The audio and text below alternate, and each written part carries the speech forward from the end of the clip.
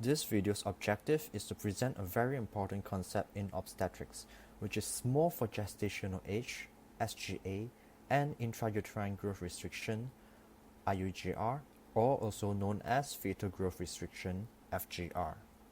Both of these conditions signify a fetus that does not reach its biological growth potential, a common consequence of poor placental function.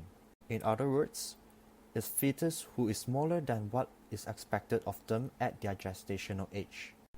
But when your professor asks you the difference between these two, can you confidently give an answer? This is an estimated fetal weight growth chart. We need to worry about whether a fetus has SGA or IUGR whenever the estimated fetal weight or EFW is below the 10th percentile line. Also, we need to be wary whenever a series of plots are starting to plateau, or worse, going in a downward direction. Now let's look at another graph. I want to emphasize the different growth trends of SGA versus IUGR.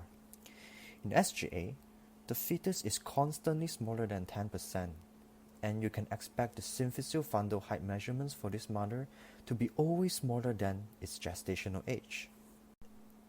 Now look at IUGR. They tend to be normal from the time of conception until there comes a point when they start plateauing. If IUGR is diagnosed before 32 weeks gestation, it's considered early onset.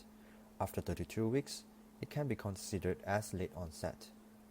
And this is way more common than early onset. This distinction is important as they suggest different etiologies.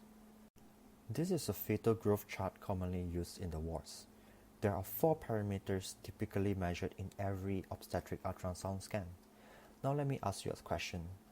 In a growth-restricted fetus, which of these important parameters will be affected first? 3, 2, 1. The answer is the abdominal circumference. Let me explain why. In the case of IUGR, the problem might be from the mother not giving enough to the placenta, perhaps due to low ejection fraction, or the placenta is not working efficiently due to maternal hypertension or gestational diabetes mellitus, or the baby is not accepting the food from the placenta due to some abnormality in the baby, perhaps the heart. Since the growing fetus is not receiving enough nutrients from the mother, they will use their reserves in the liver to try to preserve the brain and the heart. Hence, the abdominal circumference is the most sensitive parameter among these 4. Since less food is going to the kidney, LIQA will decrease, resulting in a low AFI. To differentiate a growth-restricted fetus and a constitutional small fetus, look at the ratio of the head circumference to the abdominal circumference. If only the abdominal circumference is plateauing, this leads to a high HC to AC ratio, strongly suggesting an IUGR. On the other hand, if all 4 parameters are below the 10th centile, there's a chance they might be a constitutional small fetus.